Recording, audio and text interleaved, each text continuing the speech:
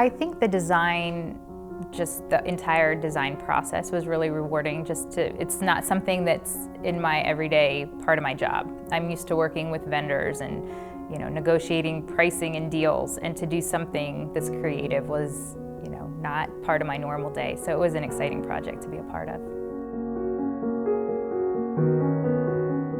So in the bedroom, we took something that, every bedroom needs a bed and a headboard, but we put a little twist on it with the design, and there's a custom designed wood slats that extend up behind where would be a headboard.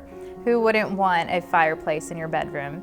So the headboard that extends across the ceiling with those wood elements, it goes to meet the fireplace on the opposite wall.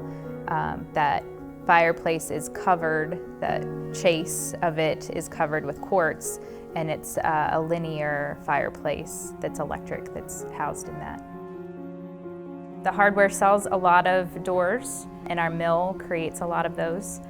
So we have one lone door in the house just because of traffic flow, but there's a quarter sawn white oak hardwood door that goes between the bedroom and the master bath.